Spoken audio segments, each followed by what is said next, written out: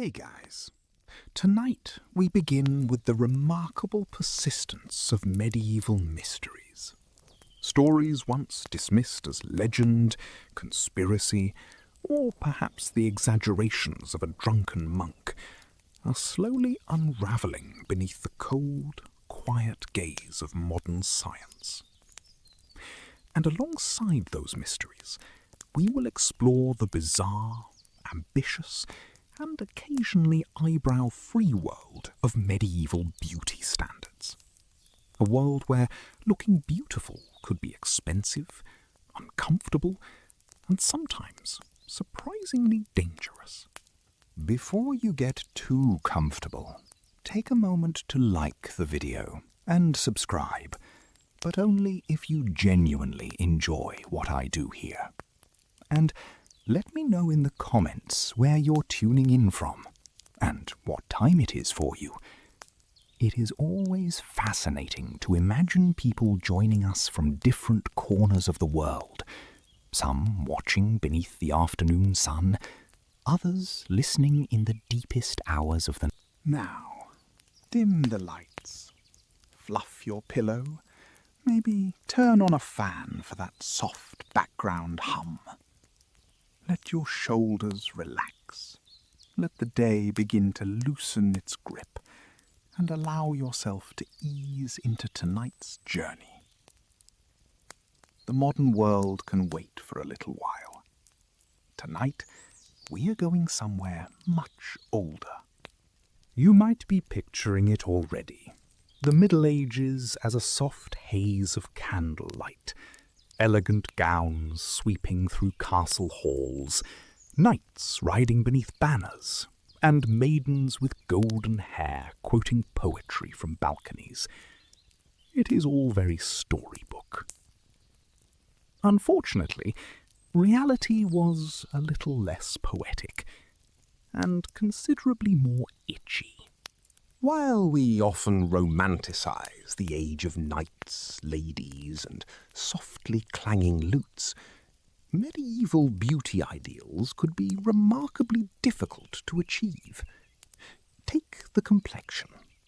Today, many people chase a healthy, sun-kissed glow, but for much of elite medieval society, the desired appearance was something closer to I have not seen the sun since the beginning of the Crusades. Pale skin signalled status. It suggested that you were wealthy enough to remain indoors, while others worked beneath the sun. And when nature did not provide sufficient paleness, people sometimes helped it along. White cosmetics made from lead compounds were applied to the face to create a smooth, pale appearance. Imagine sitting before a small, polished metal mirror while a thick white preparation was carefully spread across the skin. The result could appear fashionable, elegant, almost porcelain. But beneath that beautiful surface, something dangerous was happening. Lead did not simply remain on the surface. Repeated exposure could slowly damage the body. Tremors, confusion, illness, and sometimes death. Some beauty practices even emphasized visible blue veins beneath pale skin, creating an appearance that seemed delicate, noble, almost untouchable. Gentle fashion. Beauty had become a performance, expensive, time-consuming, and potentially lethal. The irony, of course, was that some attempts to become more beautiful could gradually have the opposite effect. Hair loss, damaged teeth, a sickly complexion that no additional layer of powder could completely hide. It is a strange thing to think about as you lie there tonight, safe from the toxic powders of the past. The lights are dimming. The world is growing quiet. Are you feeling sleepy yet? The obsession with the face did not stop at the complexion. It moved upward, toward the hairline. During parts of the medieval period, an expansive forehead became highly fashionable among elite women. Eyebrows could be removed and hairlines carefully plucked backward to create the illusion of a larger, smoother forehead. A look that would make many modern hairstylists quietly leave the room.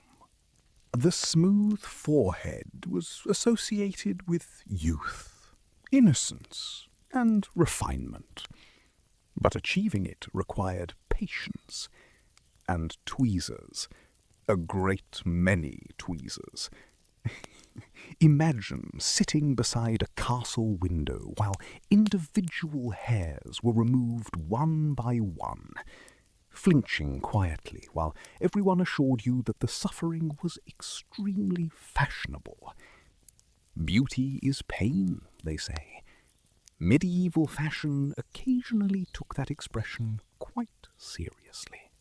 And elaborate appearances were not exclusively a female concern. Men at court could also use powders and rouge. A pale, carefully maintained appearance suggested a life spent indoors, reading, writing, debating, or perhaps simply avoiding anything resembling manual labour. A man who looked untouched by the sun could present himself as scholarly and refined. In every age, appearance finds a way to become a resume. For a knight, however, the body had another purpose. It was equipment, a vessel that needed strength, discipline, and endurance. The popular image of every medieval nobleman as permanently unhealthy is misleading. A fighting knight needed to ride, climb, carry armour, use weapons, and survive exhausting campaigns. For him, physical weakness was not merely inconvenient, it could be fatal. The ideal man of worth was expected to balance strength with virtue. A straight and capable body could be interpreted as an outward symbol of inner discipline. The castle itself offered a useful metaphor. Strong walls, firm foundations, a high tower visible from far away. As you settle into your blankets, imagine those towers standing silently beneath the night sky, still, heavy, unmoving. While nobles were plucking hairlines and knights were training, the rest of medieval life was, to put it mildly, aromatic. But contrary to the popular image of everyone being permanently buried beneath layers of dirt, medieval people often cared about cleanliness. Public bathhouses existed in many places. People washed themselves. They washed their hair. They shaved. They relaxed. Civilization had not completely forgotten the concept of water. One medieval poem even listed numerous reasons people visited bathhouses. Some went to become warm in winter. Others washed their hair. Some shaved. Some relaxed. Some went because they were bored. And apparently, some may even have found a bathhouse useful when avoiding people to whom they owed money. A medieval form of hiding from your creditors while sitting in warm water. For wealthy visitors, bathing could combine hygiene, comfort, pleasure, and entertainment.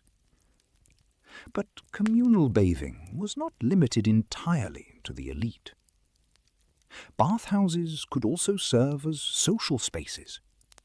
People rested, talked, waited while clothing was cleaned, discussed business, perhaps even fell in love. human beings have always found ways to turn ordinary places into complicated social worlds.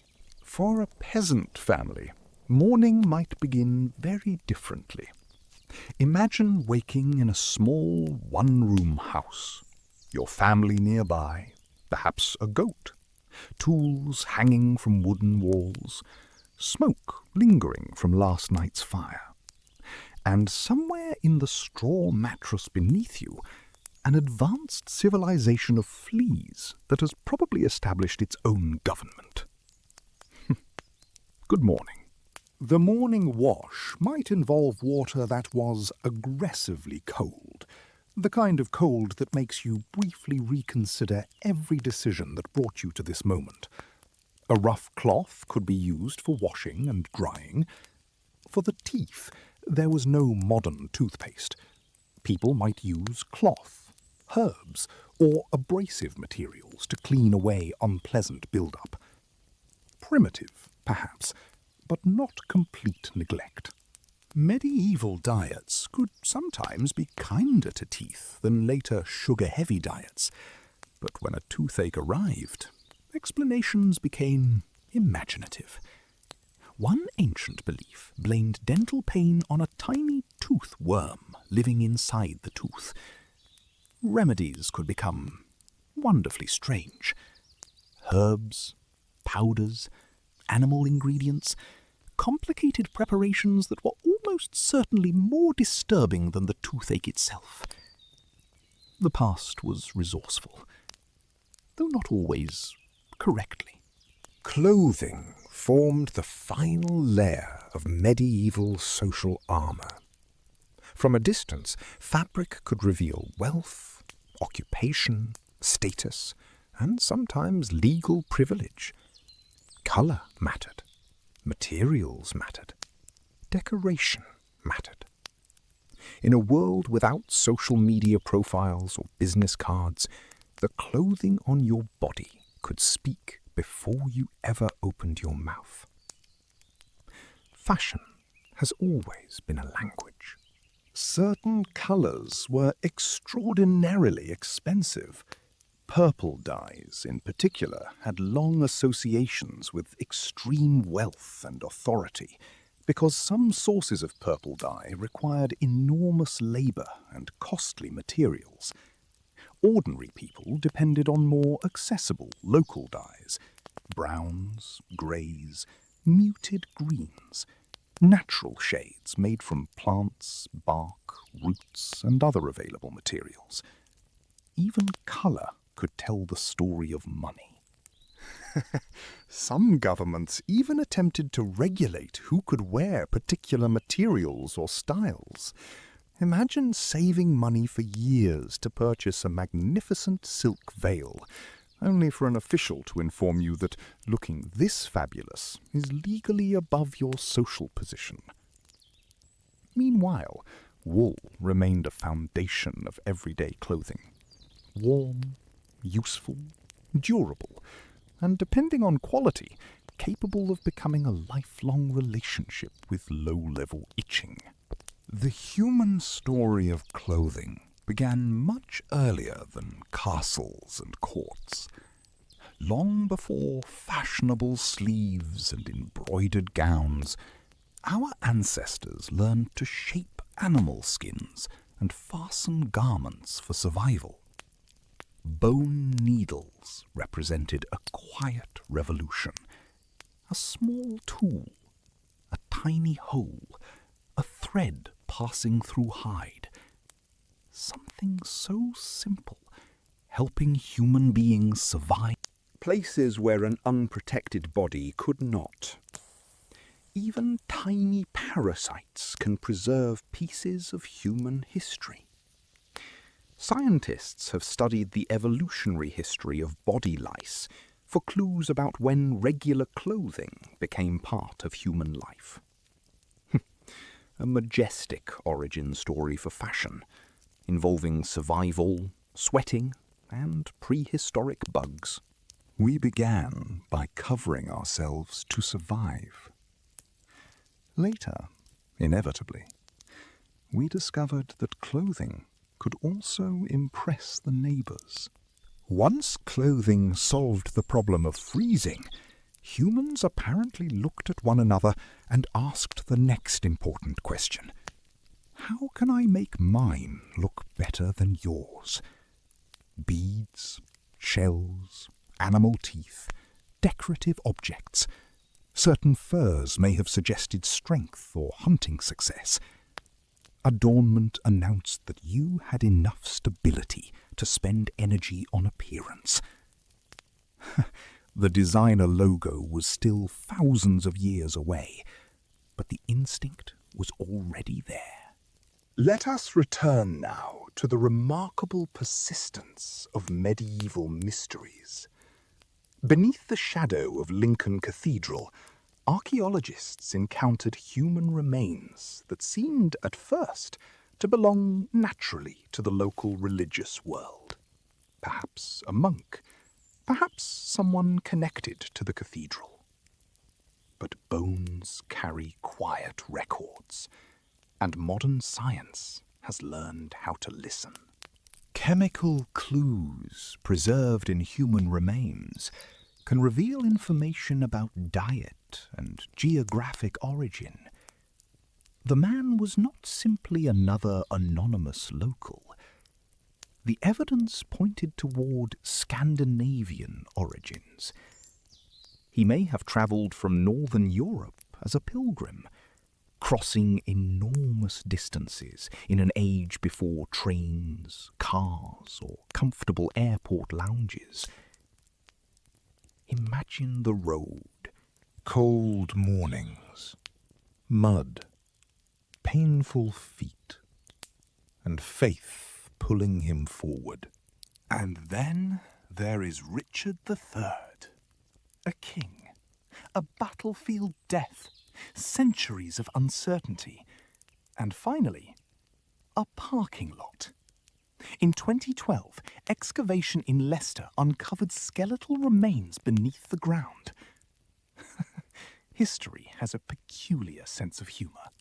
It can hide a king beneath asphalt and leave generations walking over him without knowing. The skeleton showed injuries consistent with violent death in battle. The spine revealed scoliosis. Genetic analysis, combined with archaeological and historical evidence, supported the identification. After centuries of uncertainty, Richard III returned to the historical record in a remarkably physical way.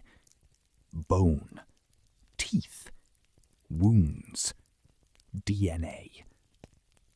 A lost king was eventually reburied with ceremony, no longer sleeping beneath passing cars and oil-stained pavement. Not every medieval mystery is buried in the ground. Some mysteries sit quietly on shelves. The Voynich Manuscript contains an unknown writing system accompanied by strange illustrations, plants that seem almost familiar, charts, stars, zodiac imagery, unusual figures. It looks, at times, as though a medieval herbalist and someone from another planet collaborated on a very confusing notebook. For generations, theories have surrounded the manuscript. Secret code, hidden knowledge, lost language, elaborate hoax. Some interpretations connect sections of the manuscript with herbal material, bathing imagery, astrology, and health-related themes, which gives it, perhaps unfairly, the atmosphere of a very mysterious medieval wellness blog. Herbs, zodiac signs, health advice, and a surprising number of unusual bathing scenes. Then there is the strange story of the Green Children of Woolpit. According to medieval accounts, two unusual children appeared in Suffolk. Their skin was described as green. They spoke a language unfamiliar to the local people. Their clothing seemed strange. To the villagers who encountered them, they must have seemed as though they had stepped out of another world. Later explanations have attempted to place the story within more ordinary human realities. Displacement, malnutrition, language barriers, refugees moving through an unfamiliar landscape. The boy, according to the traditional story, did not survive. The girl lived, adapted, and eventually lost the strange green colour described in the tale. Even the most alien legends may contain echoes of very human suffering. Listen to the silence of your room. Does it feel like a land of eternal twilight? Medieval mysteries are also scratched directly into stone. Old church walls contain enormous numbers of carved marks, circles, wheels, lines, symbols. For a long time, some unusual carvings were interpreted primarily as protective marks against supernatural danger, demon traps, ritual signs. But human beings have always had another reason to scratch things into walls. Boredom. Many medieval graffiti marks are wonderfully human. Names, ships, swords, animals, personal symbols. Imagine someone in a long church service, listening patiently, then less patiently, then finally deciding that the nearest soft limestone urgently needs a drawing of a ship. The technology changed. The impulse to write, essentially, I was here, did not. Far from the church walls, another legend waited beneath the sea. Rungholt, a prosperous North Frisian settlement associated with stories of wealth, pride, and destruction. Tradition told of a city swallowed by a catastrophic storm in the 14th century. Over time, the place became almost mythological. A northern Atlantis, a drowned city sleeping beneath mud and water. Modern archaeological and geophysical investigation has helped locate traces of settlement structures in the tidal landscape. Walls, foundations, water management systems, evidence of a community that was not merely a fairy tale. Beneath the changing mudflats, pieces of the medieval landscape remain. Quiet reminders that entire communities can disappear while leaving just enough behind to be found again. Rungholt's destruction reminds us that wealth does not make a city invincible. Coastal landscapes are shaped by water, storms, floods, erosion, the slow pressure of changing environments. Stone, timber, money, pride, none of them can negotiate with a rising sea. As you lie there, listen to the rhythm of your own breathing. In and out, like a distant tide. History's favourite combination of holy warriors and secret symbols inevitably leads us toward the Knights Templar, and sometimes toward places that probably had very little to do with them. Hidden sandstone chambers in Shropshire became surrounded by speculation. Narrow passages, carved pillars, dark alcoves. The perfect ingredients for the internet to announce Templars confirmed. The less dramatic explanation is that these spaces are associated with much later activity, not secret medieval Templar ceremonies. The truth can be cruel to a good conspiracy theory. Instead of outlawed warrior monks performing forbidden rituals, picture later visitors with romantic ideas about the medieval world, carving and shaping spaces to create atmosphere. Historical mystery sometimes reveals more about the people imagining the past than the past itself. The real Knights Templar were remarkable enough without invented caves. They were a military religious order, shaped by the world of crusading warfare. Their history involved discipline, property, finance, pilgrimage routes, fortifications, and war. Less hidden treasure map, more administration, prayer, horses, stone walls, and the constant possibility of siege. Great Crusader castles rose above the landscape like stone sermons. Massive walls, towers, defensive layers, storehouses prepared for long periods of isolation. Crac de Chevalier remains one of the most famous examples of medieval military architecture in the region. Imagine the castle at sunset. The stone still warm from the day, the interior corridors growing cool, the shadows becoming longer. Are you finding your own sanctuary in the stillness? For a young man entering a military religious order, the transition represented the surrender of an old life. Imagine a chapel at night, cold stone beneath your knees, flickering candles, long shadows moving across walls, a small group watching in silence. Softly. Ceremonies hidden from outsiders naturally attract rumours, and secrecy, whether ordinary or extraordinary, gives imagination plenty of room to grow. The candidate entered a life defined by vows, poverty, chastity, obedience.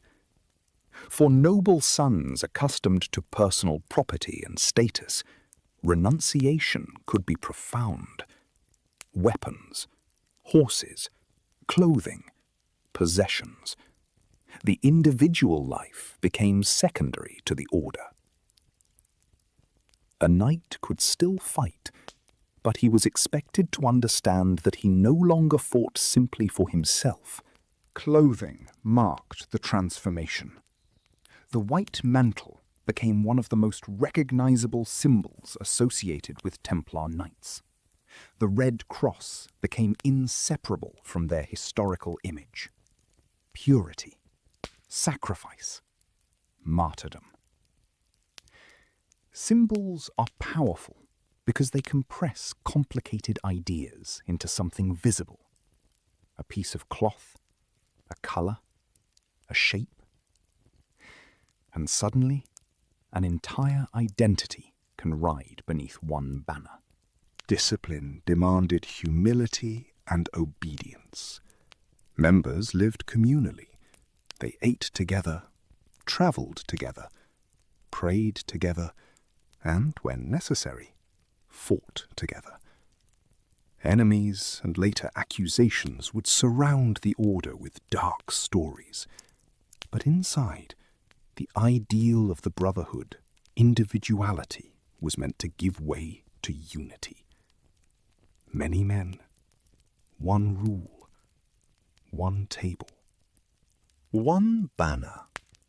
Let the frantic rhythm of history fade now into a slow and gentle hum. If the Templars were holy warriors, the medieval papacy could sometimes resemble the most contested chair in Europe. In theory, the Pope represented supreme spiritual authority in the Western Church. In practice, Powerful families, political factions, money, alliances, and personal ambition could surround the office. Divine authority occasionally took a detour through very earthly politics. Pope John XII entered history surrounded by scandalous stories. Still very young when he became pope, his reputation in later accounts became connected with political intrigue and accusations of deeply improper behaviour. Feasting, gambling, sexual scandal, violence. Separating hostile accusation from historical reality is not always easy, but his reputation became one of the most notorious in papal history. Then there was Benedict IX. His extraordinary career included multiple periods associated with the papal office. The politics surrounding his reign became so tangled that even summaries can sound like someone explaining a family argument after everyone has stopped speaking to one another. Power changed hands, deals were made, rivals appeared. The throne of St. Peter had become complicated. But perhaps no papal episode is stranger than the Cadaver Synod of 897. The body of Pope Formosus was exhumed, dressed in papal garments, placed on a seat, and subjected to a trial under Pope Stephen VI.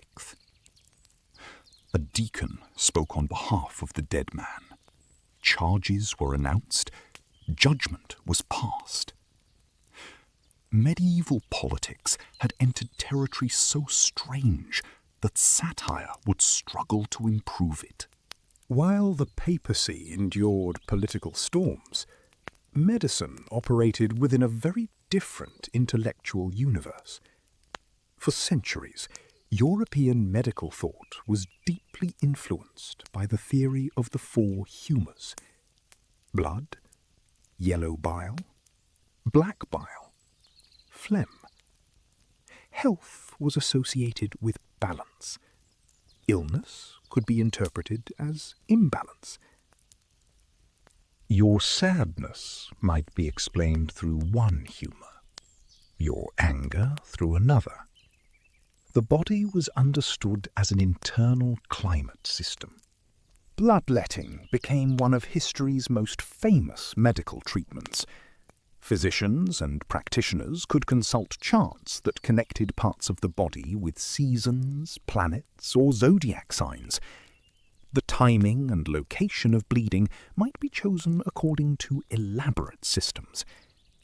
And in many communities, the person handling sharp instruments might also be the person who cut your hair. A convenient arrangement, unless you were nervous. Leeches also became associated with blood removal. Small creatures with an impressive capacity to drink. Demand for medicinal leeches eventually became enormous in later centuries, and bloodletting survived for a very long time. Even prominent historical figures received aggressive bleeding during serious illness.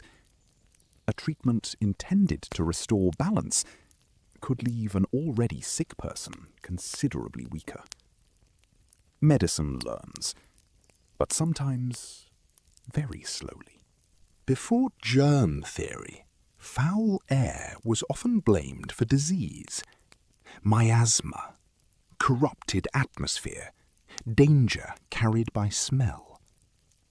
The famous image of the plague doctor wears a long-beaked mask, the beak filled with aromatic substances intended to protect the wearer from dangerous air.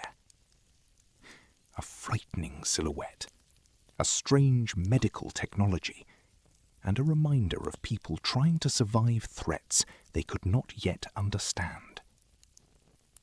But here, the air around you is clean and cool. The ancient pharmacy could resemble a cabinet of wonders and horrors. Substances that fascinated people could also poison them. Mercury, with its strange liquid metal appearance, seemed almost magical. Across different cultures and periods, mercury compounds found uses in medicine and attempts at transformation or longevity.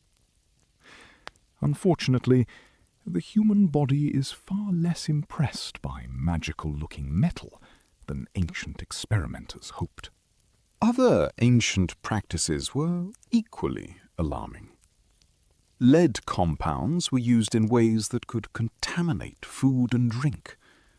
Medical and contraceptive recipes across the ancient world sometimes included ingredients that modern readers would find unforgettable.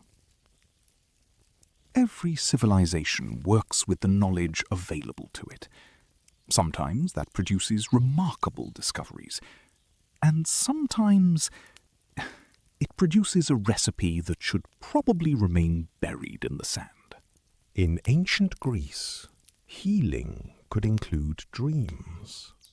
At sanctuaries associated with Asclepius, visitors participated in rituals connected with healing.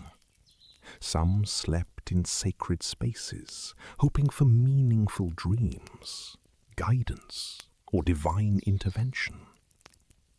Imagine lying down in a quiet stone hall, oil lamps burning low, the air cooling, everyone waiting for sleep, and for the possibility that a dream might contain an answer.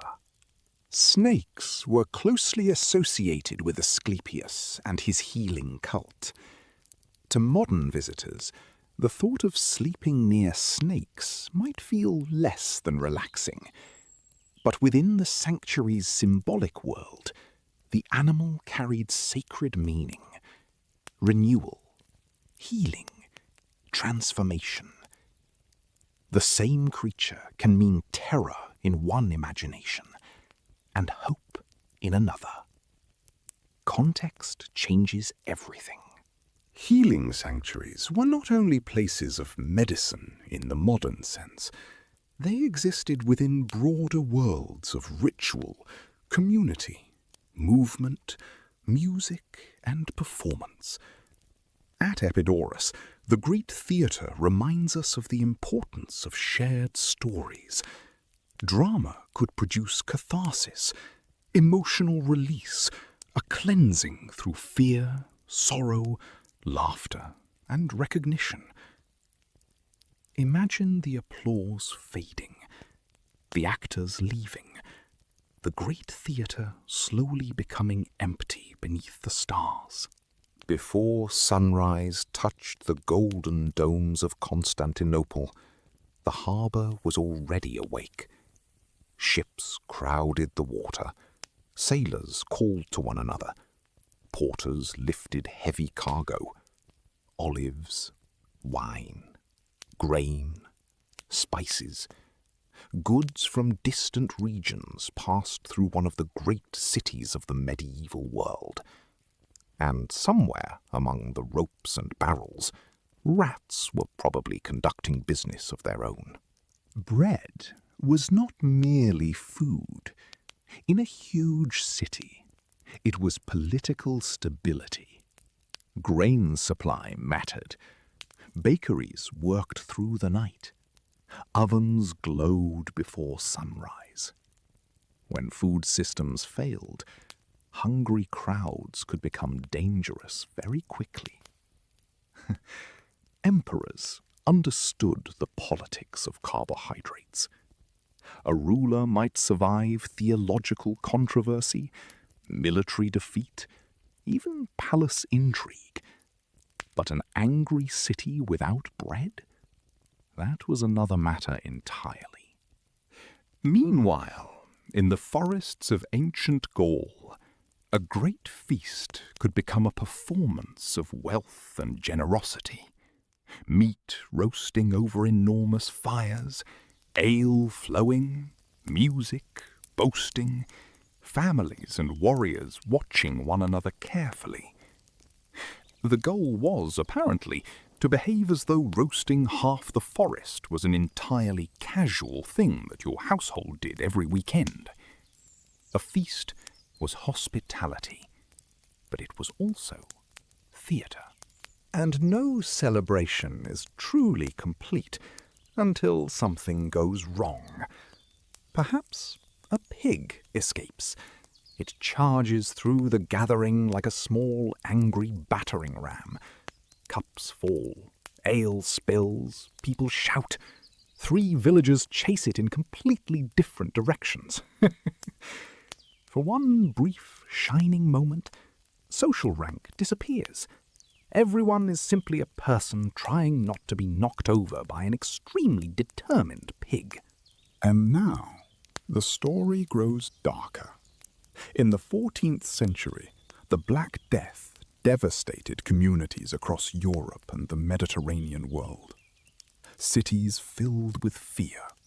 Homes became silent. Trade slowed. Families disappeared. Against this background, imagine a merchant's widow named Elena, sitting alone before her mirror each morning. Outside, death. Inside, a familiar ritual. Helena prepares her face as she has done for years. She opens the cosmetic container, mixes the pale preparation, applies it carefully, slowly, methodically. Beyond the walls, the familiar city is collapsing into silence. But inside her chamber, the ritual continues. Perhaps beauty is habit, perhaps control, perhaps memory. When the world becomes unrecognizable, people often hold tightly to familiar things. Imagine her servant asking why any of it matters now. Why the powder? Why the gown? Why the silver embroidery when streets are empty and neighbours have disappeared? And Elena answering, someone must remember what it meant to be beautiful. She dresses in her finest gown, not because the city is watching, but perhaps because almost no one is left to watch. In the story, Eleanor does not survive. The danger is not only outside the window, it has accumulated quietly through years of toxic beauty practices. Whether history, legend, or a story shaped to express a deeper truth, the image is powerful. A person surrounded by collapse, still arranging her clothing, still looking into the mirror, still attempting to preserve dignity. Human beings are strange that way, and perhaps beautiful that way too. Our ancestors were not mysterious creatures from another species. They were people. They wanted to be admired. They worried about health. They suffered from pain. They celebrated. They made terrible medical decisions. They told stories. They became frightened. They laughed when animals ruined important occasions. Flawed, creative, confused, resilient. In other words, very much like us. And now, as you lie there, warm and safe, think for a moment about the small comforts surrounding you. Clean water, toothpaste, soft fabric, modern medicine, a bed that probably contains significantly fewer politically organized fleas. You have travelled through toxic powders, strange manuscripts, drowned cities, secretive knights, questionable medicine, and one extremely determined festival pig. You survived the journey, at least for tonight. The story has ended, but the peace remains. Close your eyes now. Let the weight of your body sink fully into the softness beneath you. The ancient world is sleeping. The medieval mysteries are buried. The modern world is far away. There is nothing left to do, nothing left to solve, nowhere else to be. You are safe. You are warm, and you are deeply, deeply tired. Let your breathing become a slow, effortless tide, pulling you further and further away from the shore of the day. The shadows are your friends. The silence is your sanctuary. Sweet dreams, my friend, and good night.